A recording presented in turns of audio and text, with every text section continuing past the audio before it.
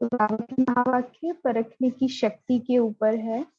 इससे पहले भी जो 23 जुलाई 1969 की हमने वाणी पढ़ी थी, उसमें भी बाबा ने परखने की शक्ति के बारे में बताया था और सफलता का आधार परखने की शक्ति बताया था। तो इसमें बाबा परखने की शक्ति को कैसे तीखा बनाना है, कैसे तीव्र बनाए। पिछले महावाक्य किसी को याद है कि सफलता का आधार परखने की शक्ति में बाबा ने विशेष क्या बातें बताई थी?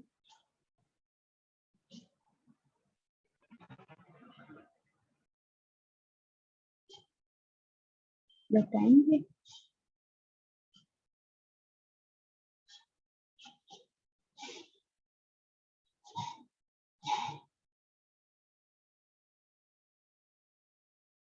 परखने की शक्ति कैसे तीखी होती है, बाबा ने उसमें भी कुछ जिक्र किया था। कहा था ना कि संकल्पों को पावरफुल ब्रेक लगाना है और यू टर्न देना है।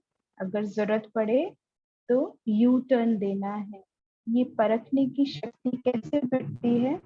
जब बुद्धि जितनी साफ होगी, बुद्धि की क्लिनजिंग, बुद्धि की सफाई, मन साफ, और मन के साथ साथ बुद्धि जो निर्णय लेगी उसमें फिर हमारा आगे का सारा कार्मिक अकाउंट तैयार होता है, संस्कार तैयार होते हैं। तो पूरा कल्प जो है किस पर बेस्ड है? अगर हमने सही परख लिया, जो सही परख लिया, राइट परख लिया, तो फिर निर्णय भी कैसा होगा? राइट होगा।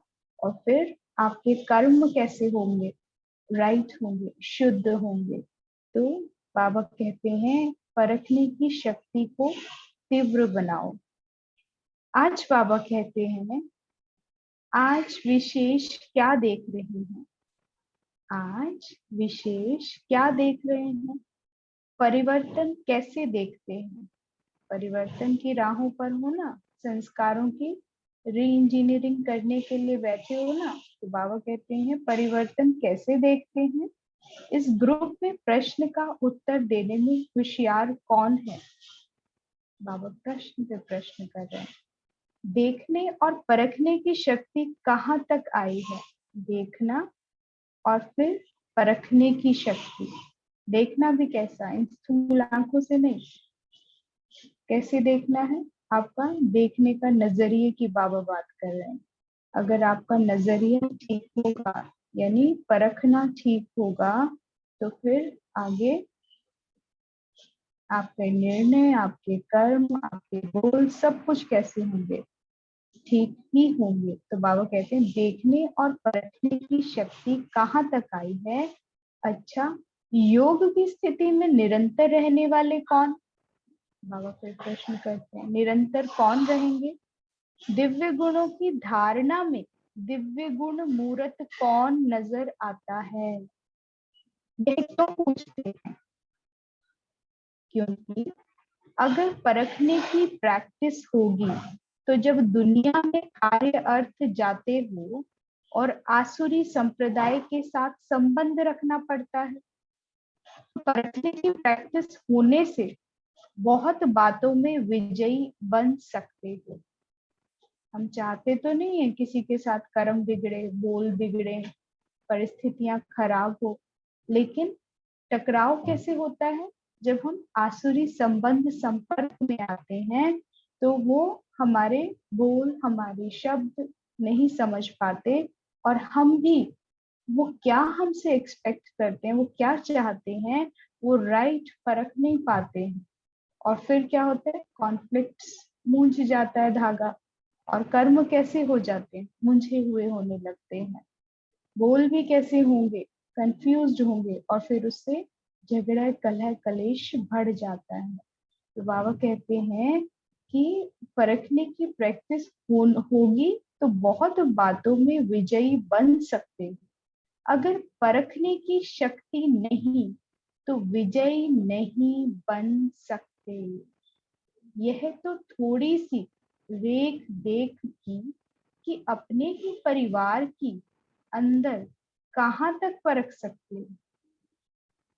पहले तो परिवार के अंदर बाबा कहते हैं अपनी ही देख रेख में देखो, कहाँ तक परख लेते हो अपने बच्चों को, अपने हस्बैंड को, किसको क्या चाहिए उसको परख लेना। ये नहीं कि सीधा वो जो मुख से बोल रहे हैं, कई बार शब्द हम अच्छे से कम्युनिकेट नहीं कर पाते हैं, अपनी बात नहीं रख पाते हैं, जिससे क्या है सामने वाला नहीं समझ पाता है। लेकिन आप उसके मन के भाव को जानो, शब्दों पर भी ध्यान नहीं, इस पर मन के भावों को जान जाओ, तो फिर कॉन्फ्लिक्ट हो नहीं सकता। फिर उस अनुसार रिस्पॉन्ड करो, जिसको जो चाहिए उसे दे देना। तो बाबा कहते हैं लेकिन फिर भी परखने की प्रैक्टिस जरूर चाहिए। यह तो थोड़ी सी देख रेख की अपने ही परिवार के अंदर कहाँ तक परख सकते हैं। यूं तो हर एक रत्न एक दो से श्रेष्ठ है, लेकिन फिर भी परखने की प्रैक्टिस जरूर चाहिए। यह परखने की प्रैक्टिस छोटी बात नहीं समझना। बाबा कह रहे हैं इसको छोटी बात नहीं समझना, इस पर ही नंबर ले सकते हैं। कोई भी परिस्थिति को, कोई भी संकल्प वाली आत्माओं को वर्तमान और भविष्य दोनों कालों को भी परखने की प्रैक्टिस चाहिए। पिछली मुरली में भी बाबा ने क्या कहा था, उन महावाक्यों में भी बाबा ने परखने के ऊपर बताया था कि कोई भी आत्मा आए, उसका आदि मध्य अंत जान जाओ। उसका पास्ट क्या था, उसका प्रेजेंट में उसकी स्थिति क्या है, और भविष्य में वो आत्मा क्या हुई। क्योंकि जब आती है आपके पास कोई भी आत्मा, होती बिल्कुल ही है, लेकिन संस्कार उस समय कैसे होते हैं जब वो आपके पास आती है, आसुरी संप्रदाय से आती है, और अभी उसको भविष्य में देव पद प्राप्त होना है। लेकिन निमित्त कौन बनते हैं, हम बनते हैं। अगर हम ये पहचान जाएंगे कि ये देवकुल की आत्मा है, और क्या है, कैसी थी, इसको कैसे परिवर्तन होगा, इसका कैसे दिव्यता प्राप्त होगी, वो क्या चीज इसको चाहिए जिससे फटाफट इसको बाबा टच हो जाएगा और ये अपने मार्ग पर चल पड़ेगी। लेकिन परख ही नहीं पाएंगे इसको क्या चाहिए, उसके अवगुण देख लिए, आसुरी संप्रदाय का देख लिया और उसके साथ वही व्यवहार किया, तो बाबा कहते हैं फिर क्या हो जाएगा, जो देना था वो दे नहीं पाएंगे। परखा नहीं कि देवकुल की आत्मा और मूंझ कर चली गई या ऐसे ही चली गई। तो बाबा कहते हैं कोई भी परिस्थिति को, कोई भी संकल्प वाली आत्मा को वर्तमान और भविष्य दोनों कालों को भी परखने की प्रैक्टिस चाहिए। आदि भी उसका और अंत भी, दोनों कालों को देखो, उसका प्रेजेंट भी, पास्ट भी और फ्यूचर भी। आई कब है, प्रेजेंट में आई है, सामने क्या है, वो कुछ और ही है, और कुछ और ही थी, और कुछ और ही बनना है। तो ये परखना आना चाहिए। विशेष करके जो पांडव सेना है, उन्हों को यह परखने की शक्ति बहुत आवश्यक है, क्योंकि आप गोपों को बहुत प्रकार की परिस्थितियां सामने आती हैं। उन्हों का सामना करने के लिए यह बुद्धि बहुत आवश्यक है परखने वाली। जो हमारे पांडव, जो भाई होते हैं, जो कुमार होते हैं, विशेष उनको आगे से आगे हर प्रोग्राम को तैयार करना होता है, मिलना होता है, तो वो निमित्त बनते हैं हर कार्य के। तो बाबा कहते हैं उनका लेन देन फिर बहुत आत्माओं के साथ होता है, तो उनको विशेष इस पावर की जरूरत है। कौन सी, परखने की पावर। तो बाबा कहते हैं परखने की पावर कैसे आएगी, उसके लिए मुख्य साधन कौन सा है। परखने की शक्ति को तीव्र बनाने के लिए मुख्य कौन सा साधन है, परखने का तरीका कौन सा होना चाहिए, साधन क्या है, मुख्य साधन क्या है, और फिर बाबा कहते हैं कि फिर परखने का तरीका क्या होना चाहिए। तुम्हारे सामने कोई भी आए, उनको परख सकते हो। हर एक ने अपना अपना विचार बताया, सभी का रहस्य तो एक ही है, सभी ने क्या उत्तर दिया होंगे। आप भी सोचो, आप भी विचार करो कि अगर कोई आत्मा सामने आती है, आप उसको नहीं जानते, तो आप कैसे परख लोगे। क्या साधन है, किस बेसिस पर चेक करोगे? तो अनेक आत्माओं ने उत्तर दिए, आत्मिक स्थिति, देही अभिमानी स्थिति आत्मा समझकर उसको हम ट्रीट करेंगे। तो बाबा ने कहा सभी के उत्तर, सभी का रहस्य तो एक ही है, अव्यक्त स्थिति व याद व आत्मिक स्थिति, बात तो वही है, लेकिन आत्मिक स्थिति के साथ साथ यथार्थ रूप से वही परख सकता है जिनकी बुद्धि में ज्यादा व्यर्थ संकल्प नहीं चलते होंगे। वेस्ट जिसकी बुद्धि में होगा वो उसकी परखने की शक्ति बहुत वीक होगी, लेकिन जिसके अंदर वेस्ट नहीं चलता, जिसको घड़ी घड़ी पावरफुल ब्रेक लगाने की आदत है और अपने गाड़ी को यू टर्न देने की आदत है, मतलब यू टर्न मतलब बुद्धि को यू टर्न देने का अर्थ क्या हुआ कि जिस दिशा में नेगेटिव या वेस्ट में जा रही थी उससे यू टर्न दे देना, यानी उसके विपरीत दिशा में ले जाओ, यानी पॉजिटिव। जो बाबा ने दिव्य गुण, स्वमान, शक्तियां, ज्ञान बताया है उसके मनन चिंतन में चली जाए, या फिर बिंदु, फुल स्टॉप। तो बाबा ने कहा उनकी बुद्धि एक की ही याद में, एक के ही कार्य में और एक रस स्थिति में हो। इसको अंडरलाइन करो, उनकी बुद्धि में, किनकी, जिनकी परखने की शक्ति बहुत तीखी है, तो उनकी बुद्धि में एक की ही याद, एक के ही कार्य और एक रस स्थिति में होगी। एक की याद, एक का कार्य बुद्धि में याद और एक रस स्थिति हो। अगर अनेकानेक चलेंगे तो परखने की शक्ति कम हो जाएगी। तो बाबा कहते हैं वह दूसरों को जल्दी परख सकेंगे। जिनकी बुद्धि में ज्यादा संकल्प उत्पन्न होंगे तो उनकी बुद्धि दूसरों को परखने के लिए भी अपने व्यर्थ संकल्प की मिक्सचैरिटी होगी। परखने तो लगेंगे, लेकिन उसमें फिर अपना व्यर्थ भी ऐड हो जाएगा, अपनी मनमत भी ऐड हो जाएगी, तो मिक्सचर हो जाएगा, राइट डिसीजन नहीं ले पाएंगे। इसलिए जो जैसा है वैसा परख नहीं सकेंगे।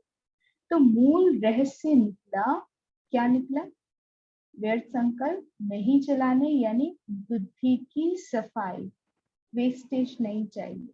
वेस्टेज क्या करती है? लीकेज, सारी शक्तियां हमारी लीकेज हो जाती है। तो बाबा कहते हैं बुद्धि की सफाई यानी पावरफुल ब्रेक और यू टर्न से जितना बुद्धि की सफाई होगी उतना ही योग युक्त अवस्था में रह सकेंगे। जितनी बुद्धि नीट और क्लीन होगी उतना ही योग युक्त अवस्था में रह सकेंगे। यह व्यर्थ संकल्प और विकल्प जो चलते हैं वह अव्यक्त स्थिति होने में विघ्न है। यह व्यर्थ संकल्प और विकल्प जो भी चलते हैं यह विघ्न है, इसमें अव्यक्त स्थिति बनाने में। अव्यक्त स्थिति होगी तो फटाफट कैचिंग पावर, बाबा ने कहा ना टचिंग पावर, कैचिंग पावर फटाफट होगी। बार बार इस शरीर के आकर्षण में आ जाते हैं, उसका मूल कारण ही है क्या? बुद्धि की सफाई नहीं है। बुद्धि की सफाई अर्थात बुद्धि को जो महामंत्र मिला हुआ है उसमें बुद्धि मग्न रहे, एक ही महामंत्र में बुद्धि मग्न रहे, एक की याद को छोड़ अनेक तरफ बुद्धि जाने के कारण शक्तिशाली नहीं रहती। वैसे भी जब बुद्धि बहुत कार्य तरफ लगी हुई होती है तो अनुभव किया होगा बुद्धि में वीकनेस, थकावट महसूस होती है और जो भी है यथार्थ रूप से निर्णय नहीं कर सकती। इसे अपनी लौकिक रीति भी सोच कर देखो कि जब कहते हैं ना मैं बहुत थक गया हूँ, क्या वाकई में शरीर थकता है? कौन थकता है? इसलिए बाबा हमें टाइटल देते हैं कौन सा? अथक सेवाधारी का। और अथक सेवाधारी कौन बन सकते हैं? जो घड़ी घड़ी बिंदु रूप की प्रैक्टिस में जाते हैं। तो बाबा कहते हैं उससे क्या है, जितना मन और बुद्धि शक्तिशाली होता है उसका पूरा असर इस तन के ऊपर है। तो अगर मन में ही तूफान है, इतना ट्रैफिक चल रहा है, तो फिर क्या है, बुद्धि को, मन बुद्धि थकावट में आ जाते हैं, थक जाते हैं, जिसका असर क्या है, सारे शरीर से भी ऊर्जा कम मिलती है। तो बाबा कहते हैं कि बुद्धि में वीकनेस, थकावट महसूस होती है, और इसी के लिए हमारे यज्ञ में ट्रैफिक कंट्रोल का नियम लगाया गया कि जब भी बीच बीच में कर्म में जाते हो तो बीच बीच में क्या करना है, अपने आप को डिटैच करना है। ट्रैफिक कंट्रोल चलता है हर एक घंटे में, ताकि जितना वेस्ट जा रहा है, जितना विस्तार में जा रहे हैं, जितना विस्मृति होती जा रही है, उसको फिर से स्मृति स्वरूप, that I am powerful light, मैं शक्ति हूँ, इस भाव में टिकना बार बार। तो बाबा कहते हैं और जो भी है यथार्थ रूप से निर्णय नहीं कर सकेंगे, इस रीति व्यर्थ संकल्प विकल्प जो चलते हैं, यह भी बुद्धि को थकावट में लाते हैं। थकी हुई कोई भी आत्मा न परख सकेगी न निर्णय कर सकेगी। सोच के देखो, जब थक जाते हैं तब क्या कहते हैं? आप लोग देख लो, आपको जैसे लगे ना वैसे कर लो, है ना। एक तो ऐसा बोलते हैं जब थके होते हैं, क्यों अपना निर्णय नहीं ले सकते, इतना परख सकते हैं। तो बाबा कहते हैं थकावट के कारण लगता है। इतना भी होशियार होगा तो थकावट में उनके परखने, निर्णय करने में फर्क पड़ जाता है। सारा दिन इन संकल्पों से बुद्धि थकी हुई होने के कारण, थके हुए संकल्पों के कारण, व्यर्थ संकल्प कैसे होते हैं? हिम्मतहीन, है ना, ये बोलेंगे हिम्मतवान, ऐसे शब्द, ऐसे संकल्प उठा नहीं सकते। तो थकी हुई बुद्धि किसकी होगी? सारा दिन इन संकल्पों से बुद्धि थकी हुई होने के कारण निर्णय करने की शक्ति में कमी आ जाती है। इसलिए हिम्मतहीन होने वाले कोई भी संकल्प नहीं उठाने। मुझसे नहीं होगा, मैं ये नहीं कर सकता, तो ऐसे शब्द क्या है, ऐसे संकल्प क्या करते हैं, बुद्धि को थका देते हैं। और बुद्धि थकी होगी तो आत्मा का जो सबसे, बाबा कहते हैं अंतिम समय में, पिछली बार भी कहा ना, अंतिम समय की बात करी थी, अंतिम समय में कौन सी शक्ति काम में आएगी? परखने की शक्ति काम आएगी। परिस्थितियों को, जो भी घटनाएं घट रही होंगी आसपास, जो भी हो रहा होगा, वो किसको पता चलेगा? जिसकी परखने की शक्ति बड़ी तीव्र होगी, यानी जो घड़ी घड़ी अपने संकल्पों को समेट सकता है। सारा दिन इन संकल्पों से बुद्धि थकी हुई होने के कारण निर्णय में कमी आती, इसलिए विजयी नहीं बन सकते। हार खाने का मुख्य कारण यह है। बुद्धिवान बुद्धि की सफाई नहीं है, जैसे उन्हों की हाथ की सफाई होती है ना, आप फिर बुद्धि की सफाई से क्या कर सकते हो? वह हाथ की सफाई से छत बदल देते हैं, देरी नहीं लगती। इसे कहते हैं जादूगर। आप में भी बदले का जादू आ जाएगा। अभी बदलने सीखे हो, लेकिन जादू के समान नहीं बदल सकते, अर्थात जल्दी नहीं बदल सकते, समय लगता है। जादू चलाने के लिए जितना समय जिसको मंत्र याद रहता है, उतना उसका जादू सफल होता है। जादू में क्या होता है, उसके हाथ की सफाई दिखाते हैं ना, उसमें भी पूर्ण एकाग्रता चाहिए होती है। आपकी आंखों के सामने से चीजों को ओझल कर देना, तो वो भी कोई ना कोई एक ही धुन में टिके होते हैं, जैसे मंत्र कह दिया है। तो बाबा कहते हैं तुम्हें भी तो मंत्र दिया है, वो कौन सा मंत्र है?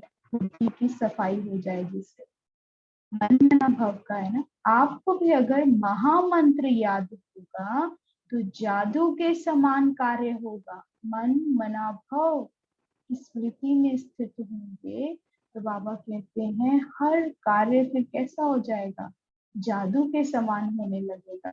अब इसी में देरी है, तो अब इस भट्टी से क्या बनकर निकले, क्या बनकर निकलेंगे, बाबा कहते हैं जादूगर बनकर निकलना है, यानी परिवर्तन करने वाले, इतनी तेजी से परिवर्तन करने वाले। अगर इतने जादूगर भारत के कोने कोने में छा जाएंगे तो क्या हो जाएगा, एक मास के अंदर कुछ और नजारा देखने में आएगा। जादूगर बनना, अभी जैसे दिखते हैं ना ऐसे नहीं दिखेंगे, फिर कैसे दिखेंगे, अव्यक्त फरिश्ते दिखाई देंगे, अवतार दिखाई दोगे। तो बाबा कहता है अब तो तैयारी करनी पड़ेगी, एक मास के अंदर कुछ और नजारा देखने में आएगा। अगर इतने जादूगर बदलने का कार्य शुरू कर देंगे तो फिर क्या करना पड़ेगा, ऐसी कुछ नवीनता आप भी देखना चाहते हो और बाप दादा भी चाहते हैं। ऐसा आवाज पहन जाए कि यह कौन कहाँ से प्रकट हुए हैं। बाबा कहते हैं अगर सारे जादूगर ये दुनिया में फैल जाएं तो फिर क्या होगा, सबके मुख से एक आवाज आएगी, ऐसा आवाज निकलेगा कि कौन कहाँ से प्रकट हुए। ऐसे महसूस हो कि एक ही स्थान पर कोई अलौकिक आत्मा अवतरित होकर आई है। एक अवतार इतना कुछ कर सकता है तो यह कितने अवतार हैं। यहाँ से जब जाओ तो ऐसे ही समझकर जाना कि हम इस शरीर में अवतरित हुए। क्या प्रैक्टिस करनी है कि हम इस शरीर में अवतरित हुए। परम धाम जाओ, महामंत्र क्या है, मन मना भाव, घड़ी घड़ी परम धाम में बैठने का अभ्यास।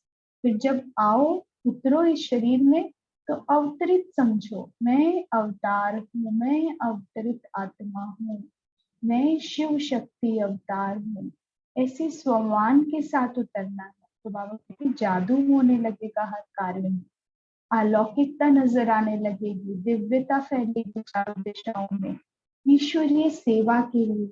अगर यह स्मृति रखकर जाएंगे तो आपके हर चलन में आपके अलौकिकता देखने में आएगी।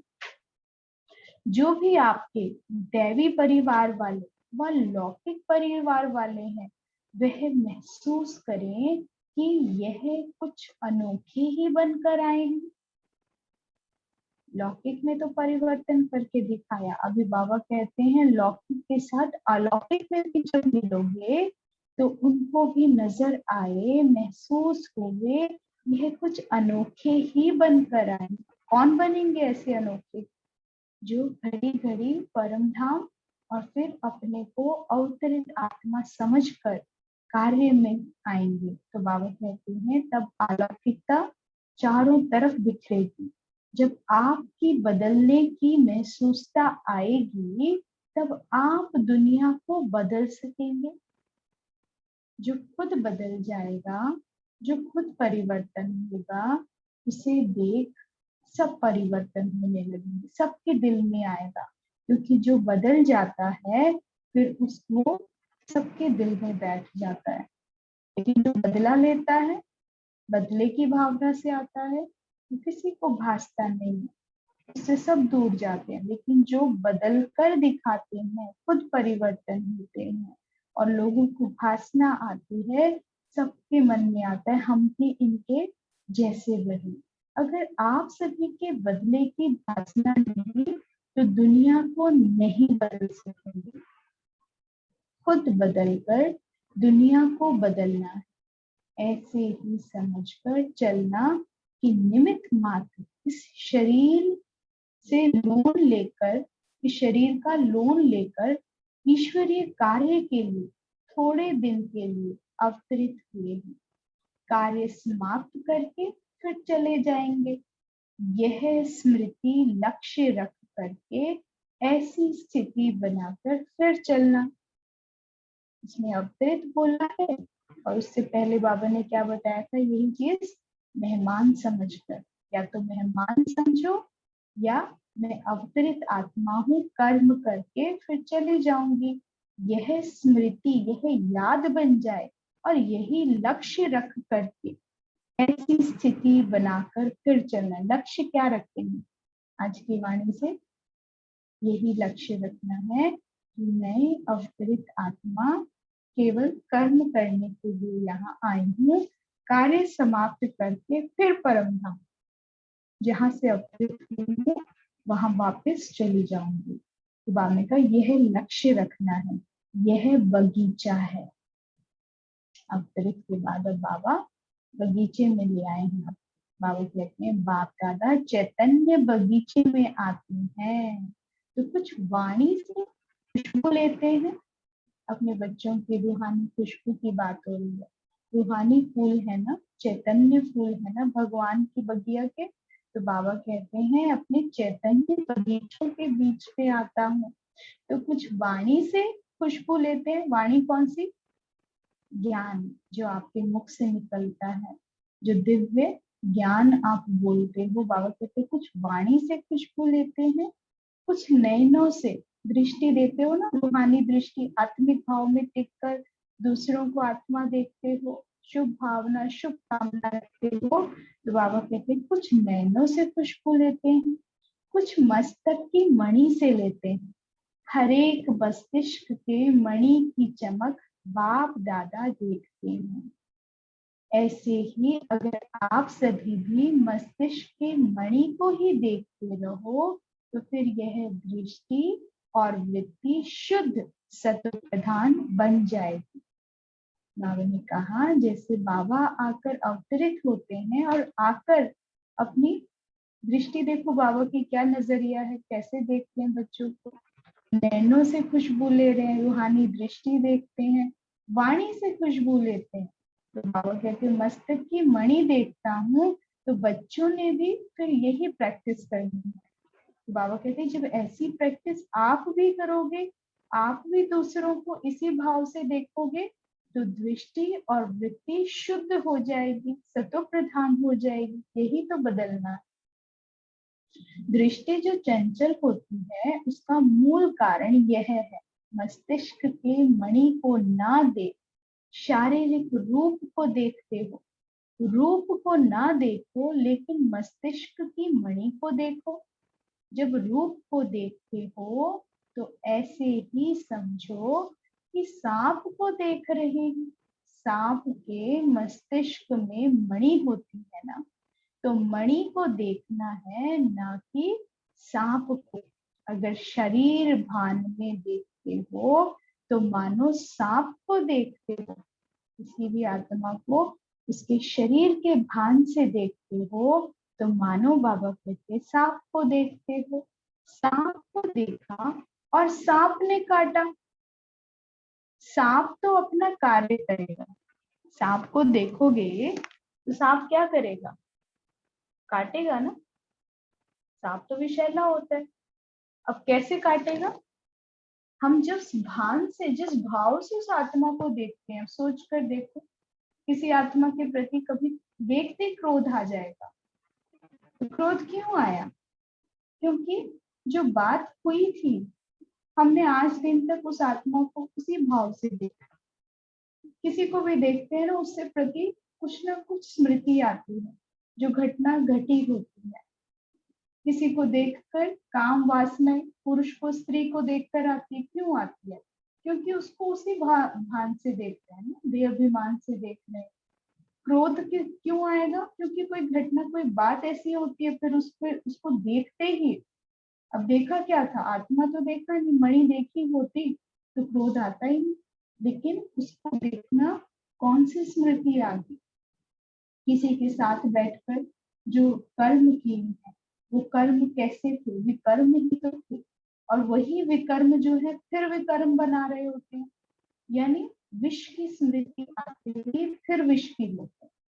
तो बाबा कहते हैं सांप को देखते हैं, देवभान को देखना, वही स्मृति में देखना। अब अभ्यास करो कि इस धरा पर हर आत्मा जिसके साथ जो भी अकाउंट रहे, जो भी कुछ रहा, अब वो कुछ स्मृति नहीं रखना, वो हो गया, पास्ट इज पास्ट।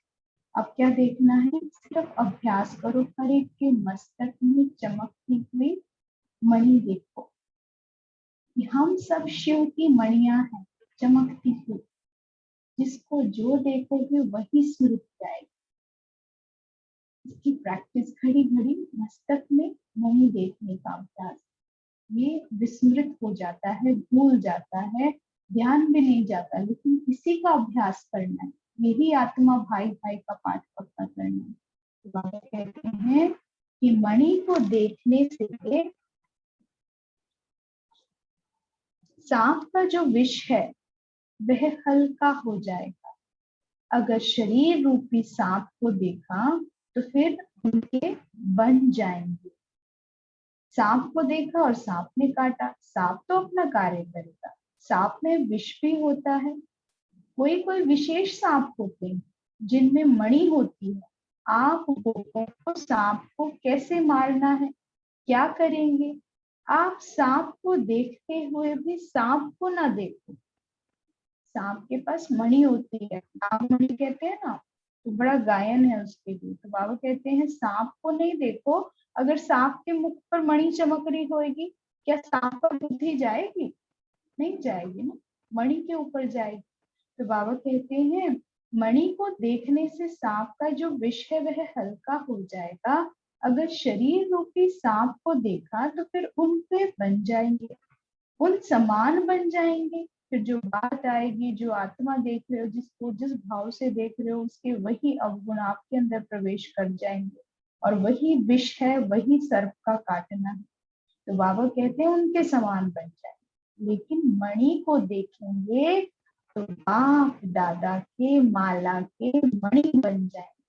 कितना सुंदर बाबा कह रहे हैं कि अगर मणि को देखोगे तो भगवान की माला के, मणियों की माला है ना शिव की, तो उसके मणि, माला के मणि बन जाएंगे। या तो बनना है सांप के समान, या तो बनना है माला की मणि। अब हमारी चॉइस है कि हमें क्या बनना है। अगर मणि बनना है तो देखो भी मणि को, फिर जो यह कंप्लेंट है वह बदलकर कंप्लीट हो जाएगी। सिर्फ बुद्धि की परख से कहाँ कंप्लेंट, कहाँ कंप्लीट। अब इसमें चेक करना है कि अभी तक कंप्लेंट्स हैं, इसका मतलब सर्प ने काट लिया है। और अगर बाबा कहते हैं कंप्लीट की फीलिंग है, संतुष्टता का भाव है, तो फिर क्या है कि मणि को देखते हैं, मणि संतुष्ट बनाएगी, कंप्लीट बनाएगी। और लक्ष्य भी कंप्लीट होने का है, कंप्लेंट्स का तो लक्ष्य नहीं रखा ना। रात दिन का फर्क है, लेकिन सिंधी भाषा में लिखेंगे तो सिर्फ 2 बिंदियों का फर्क। यहाँ भी ऐसे हैं, 2 बिंदी, एक स्वयं की, एक बाप दादा की। यह 2 बिंदी ही याद रहे तो कंप्लेंट की बजाय कंप्लीट हो जाए। इसलिए आज से यह प्रतिज्ञा अपने आप से करो। बाप दादा के सामने तो बहुत प्रतिज्ञाएं की हैं, लेकिन आज अपने आप से प्रतिज्ञा करो। क्या प्रतिज्ञा? अब से लेकर सिवाय मणि के और कुछ नहीं देखेंगे, और खुद ही माला के मणि बन करके सारे सृष्टि के बीच में चमकेंगे। जब खुद मणि बनेंगे तब चमकेंगे। अगर मणि नहीं बनेंगे तो चमक नहीं सकेंगे। जब प्रतिज्ञा करेंगे तब ही प्रत्यक्षता होगी। प्रत्यक्षता करनी है ना बाबा की, तो बाबा कहते हैं पहले प्रतिज्ञा करो। क्या प्रतिज्ञा करनी है?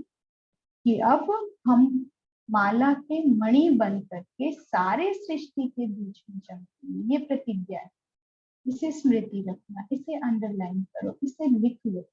अगर मणि नहीं बनेंगे तो चमकेंगे भी नहीं, और जो चमकेंगे नहीं तो प्रत्यक्षता नहीं होगी। प्रत्यक्षता का अर्थ क्या है? जो चमकेंगे। बाबा कहते हैं अपने आप से पूर्ण रूप से प्रतिज्ञा नहीं कर पाते हो, इसलिए प्रत्यक्षता भी पूर्ण रूप से नहीं हो पाती। बार बार फेल होने का अर्थ क्या है? कि हमने प्रतिज्ञा नहीं करी, ना प्रतिज्ञा के ऊपर दृढ़ रहे, तो बाबा कहते हैं फिर पूर्ण रूप से आपकी प्रत्यक्षता भी नहीं हो पाती। प्रत्यक्षता कम निकलने का कारण अपने आप से प्रतिज्ञा की कमी है। अभी अभी बोलते हो, फिर अभी अभी भूलते हो। लेकिन अब प्रतिज्ञा के साथ यह भी निश्चय करो कि प्रत्यक्षता भी लाएंगे, तब आपकी प्रतिज्ञा प्रत्यक्षता कर दिखाएगी। कैसे प्रत्यक्षता होगी? जब अपने आप से प्रतिज्ञा करेंगे। और क्या प्रतिज्ञा थी? कि माला के मणि बनकर सारे सृष्टि के बीच में चमकेंगे। तो बाबा कहते हैं पांडव सेना है ज्ञानी तू आत्मा। पांडवों के लिए, भाइयों के लिए बाबा ने क्या कहा? ज्ञानी तू आत्मा है, बुद्धिमान है। और शक्ति सेना है, बहनी दीदियां माताएं सब क्या है? शक्ति सेना। ये है स्नेही तू आत्मा, स्नेह है इनके अंदर। तो बाबा कहते हैं जो स्नेही है वह है योगी। योगी की पहचान क्या हुई? स्नेह। तो जो प्रेमी है, स्नेही है, वही योगी आत्माएं। अभी तो एक एक पांडव के मस्तक में उमंग उत्साह झलक रहा है। यह उमंग और उत्साह एक रस सदा रहे। मेहनत जो ली है उसका फल दिखाना है। अगर मेहनत ली हुई यहाँ चुकतो नहीं करेंगे तो फिर सतयुग में वह मेहनत का फल देना पड़ेगा। इसलिए जो मेहनत ली है उसे भर कर देना। बाबा कह रहे हैं जो यहाँ पर मेहनत ली है, बाबा इतनी मेहनत कर रहे हैं कि बच्चे के ऊपर, तो बाबा कहते हैं उसका फल यही चुकतो करो, नहीं तो फिर सतयुग में फल देना पड़ेगा। और फल देने का मतलब यहाँ पर अपनी चाकरी करा रहे हो। बाबा कहते हैं मैं तुम्हारा मोस्ट ओबीडियंट सर्वेंट हूँ। इसका मतलब बाबा अपनी कोई सर्विस दे रहा है, जब कहते हो तब खड़ा हो जाता है। लेकिन जब भगवान हमें कहता है, जिस समय जिस क्षण कहता है और हम नहीं खड़े होते, तो बाबा कहते फिर सतयुग में मेहनत का फल देना पड़ेगा, या तो अभी दे दो। हर एक सेवा केंद्र से यह समाचार आना चाहिए, यह कुमार तो अवतरित हो करके इस पृथ्वी पर पधारे। ऐसा समाचार जब आए तब समझो कि फल निकल रहा। अब इस स्थिति की आवश्यकता है। जैसे बाप दादा लोन लेकर आते हैं ना, अभी तो दोनों ही लोन लेते हैं। थोड़े समय के लिए आते हैं, किस लिए? मिलने के लिए आते हैं। वैसे ही आप सभी भी समझो कि हम लोन लेकर सर्विस के निमित्त आए हैं इस धरा पर, थोड़े समय के लिए आए हैं। जब ऐसी स्थिति होगी, कितना बाबा देखो वैराग्य उत्पन्न कर रहे हैं, डिटैच कर रहे हैं आपको, कि जैसे बाबा अवतरित होते हैं, फिर ब्रह्मा बाबा भी सूक्ष्म हो गए, अव्यक्त हो गए, अभी वो भी लोन लेकर आ रहे। तो बाबा कहते हैं अब तुम भी यही समझो, ये जो शरीर है लोन लिया हुआ है, ये हमारा नहीं है, और हम इसमें कुछ समय के लिए सेवा अर्थ आए हैं और फिर चले जाएंगे। तो बाबा कहते हैं जब ऐसी स्थिति होगी तब बाप का प्रभाव दुनिया के सामने आए। दोनों ही हिसाब ठीक किया है। यह लेने का किया है, देने का नहीं। 6 मास तक एक रस रहेंगे ना, कि 15 दिन के बाद लिखेंगे, चाहते तो हैं, लेकिन क्या करें, यह हो गया। ऐसी कोई भी कंप्लेंट नहीं आई। फिर तो दीदी मनमोहिनी दीदी थे ना, तो फिर तो दीदी का काम हल्का हो जाएगा, वो पत्र लिखने का कार्य करती। तो बाबा कहते हैं आप खुद भारी होंगे तो सारा कार्य भारी हो जाएगा। बाप दादा की आशा कहें व शुद्ध संकल्प कहें, यही रहता है और रहेगा कि एक एक नंबर वन। भगवान की आश क्या है, बाबा की क्या चाहत है कि हर एक नंबर वन हो। लेकिन सारे कल्प के अंदर जो अब की स्थिति बनाएंगे वह तो अब के हिसाब से नंबर वन। जो वास्तविक संपूर्ण स्टेज है, इसके लिए कह रहे हैं सभी यह लक्ष्य रखें कि हम नंबर 1 जाएंगे। यह नहीं सोचना कि सभी कैसे नंबर 1 जाएंगे, इसमें महादानी नहीं बनना। 2 बातें मुख्य याद रखनी। कौन सी? एक तो मणि को देखना, देह रूपी सांप को ना देखना, और दूसरी बात अपने को अवतरित समझना है। मणि को देखना है और अपने को अवतार समझना है। इस शरीर में अवतरित होकर कार्य करना है। और एक स्लोगन सदा याद रखना कि जो बाप दादा कहेंगे, जो कराएंगे, जैसे चलाएंगे, वैसे ही करेंगे, चलेंगे, बोलेंगे, देखेंगे। यह है पांडव सेना का मुख्य स्लोगन। जो कहेंगे वे सोचेंगे, और कुछ सोचना नहीं है। इन आंखों से और कुछ देखना भी नहीं है। आंखें भी दी हो, आंखें भी दे दी हो। बाबा कह रहे पूरे परवाने हो ना, परवाने को क्षमा बगैर और कुछ देखने में आता है क्या? परवानों को परवाह नहीं किसी चीज, परवाने को तो बस क्षमा दिखती है। परवाह ना करो, बस क्या करो, एक ही क्षमा पर टिक जाओ, उसी पर फिदा हो जाओ, उसी संग बैठो, उसी संग खाओ, उसी संग खेलो, निरंतर उसके साथ रहो। तो बाबा कहते हैं और कुछ देखने में आता है क्या? आपकी आंखें और क्या देखती? जब और कुछ देखते हैं तो धोखा देती है।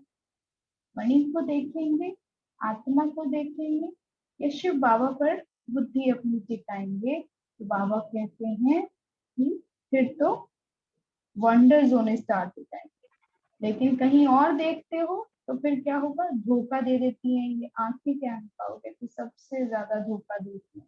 और भी कहीं और देखोगे मस्तक मणि को छोड़कर, बाबा कहते हैं इसके लिए परवानों को सिवाय क्षमा के और किसी को नहीं देखना, बाकी तो धोखा ही धोखा है।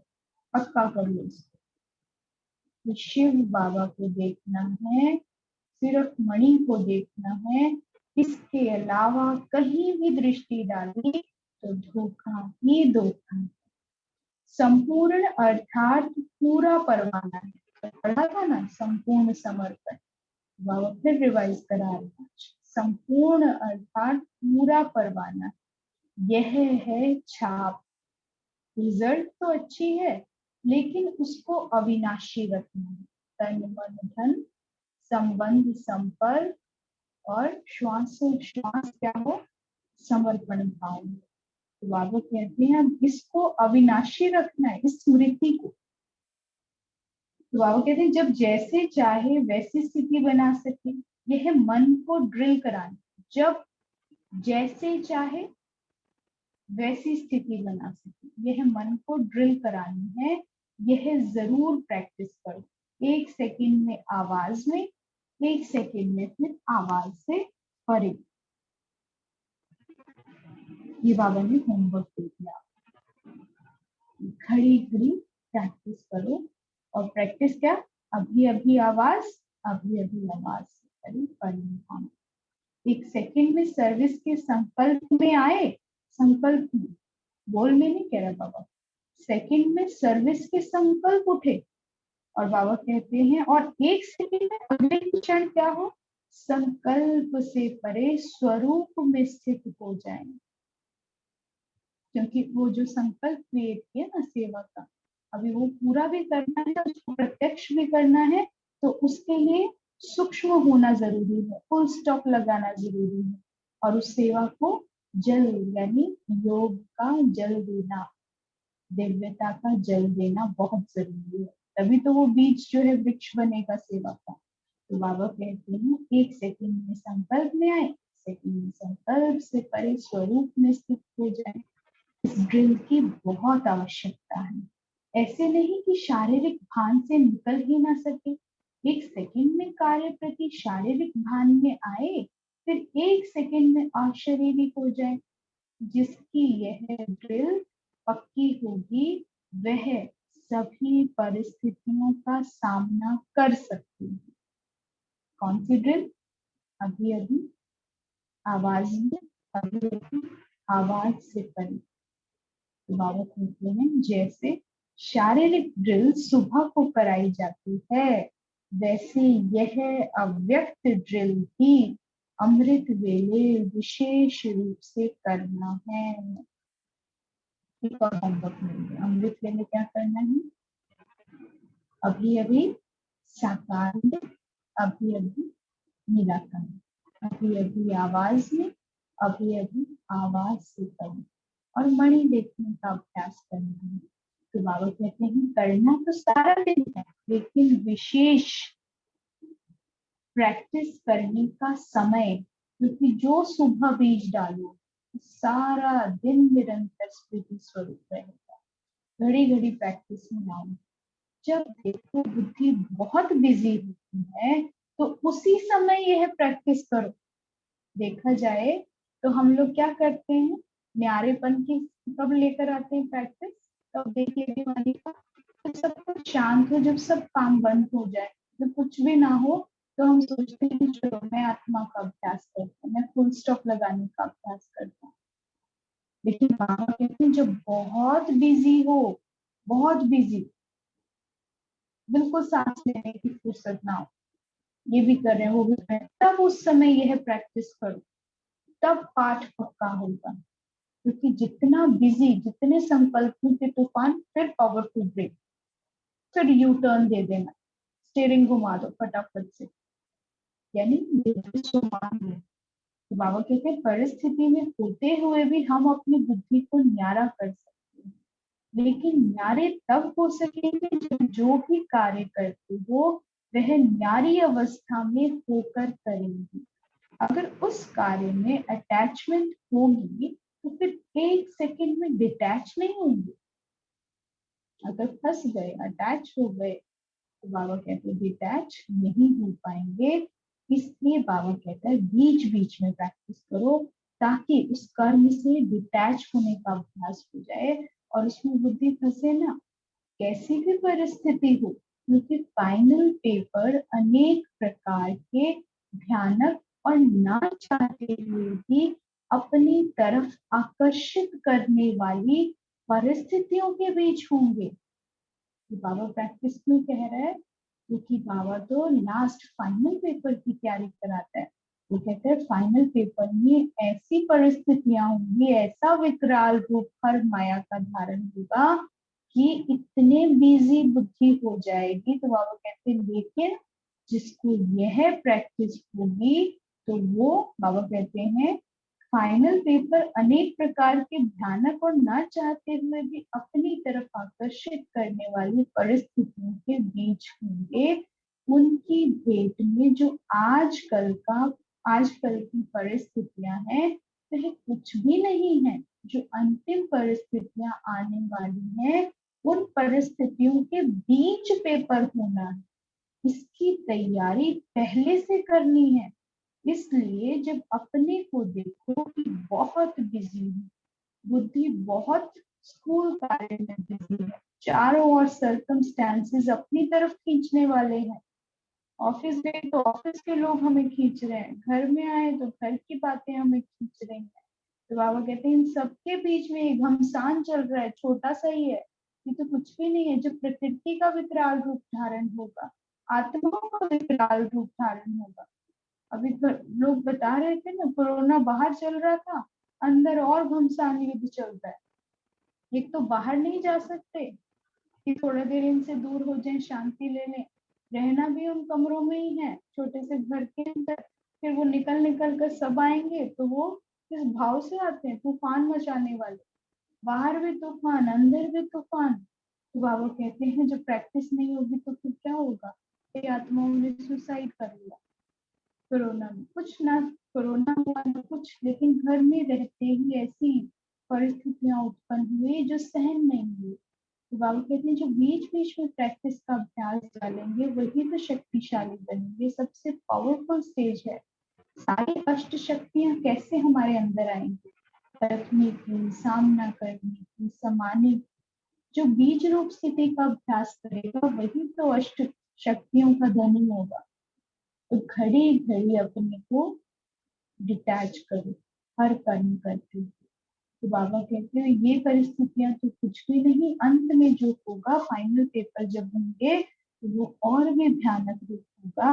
तो ऐसे समय पर यह अभ्यास करो, तब मालूम पड़ेगा कहाँ तक हम ड्रिल कर सकते हैं। तो फिर उस फाइनल पेपर में भी बुद्धि कहाँ बिजी हो जाएगी, परम धाम में, क्योंकि उसको प्रैक्टिस हो गई है, देखते हुए भी नहीं देखना, सुनते हुए भी नहीं सुनना। तो बाबा कहते हैं यह भी बहुत आवश्यक है। इसी ड्रिल में रहते रहेंगे तो सफलता को पाएंगे। एक एक सब्जेक्ट की नंबर होती है, मुख्य तो यही है।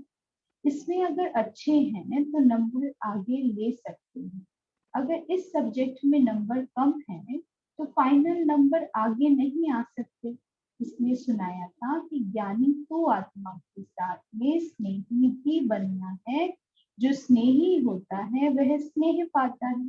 जिससे ज्यादा स्नेह होता है तो कहते हैं यह तो सुध बुध ही भूल जाती है। शुद्ध बुद्ध का अर्थ ही है अपने स्वरूप की जो स्मृति रहती है वह भी भूल जाती है। बुद्धि की लगन भी उसके सिवाय कहाँ नहीं है। ऐसे जो रहने वाले होते उनको कहा जाता है स्नेही। इस ग्रुप का विशेष गुण यही है कि सभी बातों को सीखने और धारण करने और आगे के लिए भी अपने को उसमें चलाने के लिए चातक हैं। चातक पक्षी होते हैं ना, स्वाति बूंद का प्यासा होता है, पहली बूंद बारिश की होती है, उस पे नजर होती है, उससे देख रहा होता है एकाग्रता से पूरे आसमान में।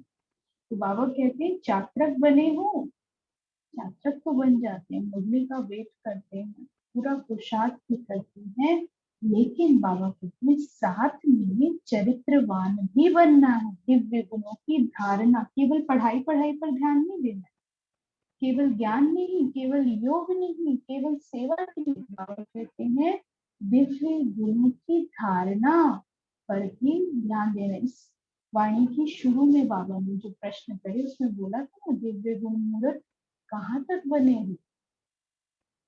तो बाबा पूछते हैं चात्रक बने हो लेकिन साथ में चरित्रवान भी बनना है।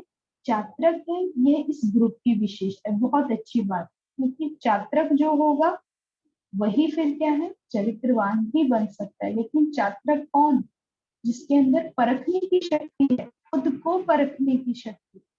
पहला परखना किसे है, अपने ही गुण अवगुणों की चेकिंग, श्रीमत के साथ अपने हर संकल्प बोल कर्म को चेक करना, उसको परखना बैठकर, क्या ये राइट है। जो अपने आप को परख लेगा तो बाहर की तो बात ही अलग है, वो तो देखते ही बाबा कहते हैं फिर अपने आप टचिंग हुई, टचिंग हुई। तो बाबा कहते हैं यह चित्र चरित्र में देखे। लेकिन चात्रक का कार्य होता है उसके प्यासी रहना, प्यासा रहता है ना, जब स्वाति बूंद आती तभी उसकी प्यास बुझाता है। यह चित्र चरित्र में देखें तब फिर चात्रकों के साथ में पात्र भी कहेंगे। अभी चात्रक तो है, फिर रिजल्ट आने बाद दो टाइटल मिलेंगे।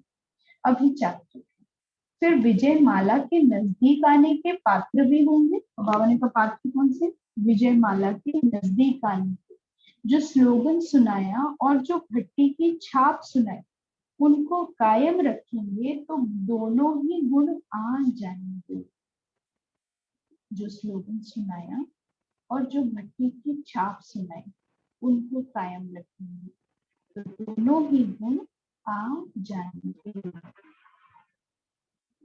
शांति।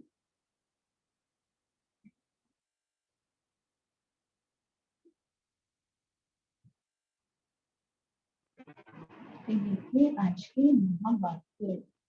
इसमें आज का होमवर्क क्या है,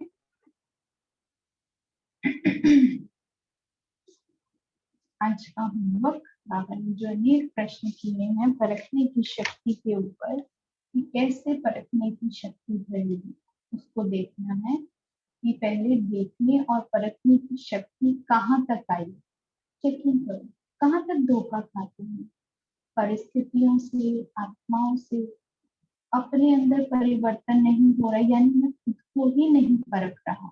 सबसे पहले तो खुद को श्रीमत की कसौटी पर परखो, उसके साथ चेकिंग करो। दूसरा है, परखने की शक्ति को तीव्र बनाने के लिए मुख्य साधन बाबा ने कौन से बताए हैं, क्या ऐसा करेंगे। तीसरा है, परखने की पावर कैसे आएगी, उसके लिए मुख्य साधन कौन सा है, परखने का तरीका कौन सा होना चाहिए। तुम्हारे सामने कोई भी आए, तुमको परख सकते हो, फिर इसके ऊपर काम करना, अपने ऊपर चेकिंग करना, उत्तर देना इन सबको। दूसरों की परखना तो बाद में है, लेकिन पहला परखना किसका है, अपने ही संकल्पों को निरंतर परखो।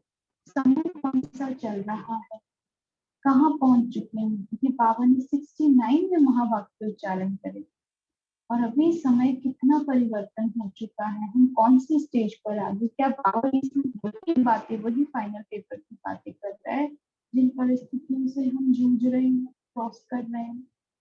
और उस टाइम बाबा ने बताया था, तो आज इस टाइम पर परखने का लेवल क्या होना चाहिए, और तीव्र पुरुषार्थ परखने की शक्ति का क्या होना चाहिए, कैसे परखने की शक्ति को तीव्र बना सकते हैं। बाबा ने जो ड्रिल कराई है ना, वो विशेष मुख्य साधन है, उस ड्रिल की प्रैक्टिस करना। मणि को देखना, बाबा ने क्या बताया है, मणि को देखना है, सर्प को नहीं देखना। फिर इस शरीर के लिए बाबा ने कहा कि इसको लोन समझना है, जैसे बाप दादा दोनों लोन लेकर आते हैं, ऐसे ही तुम भी समझो लोन पर लिया हुआ है कर्म करने के निमित्त, कर्म किया और चल दिया, बस इस भाव में बैठो। फिर घड़ी घड़ी मेहमान बनने का, मैं अवतरित आत्मा हूँ, इसका मुख्य अभ्यास करो। वो आज का सम्मान भी क्या है, मैं अवतरित आत्मा हूँ।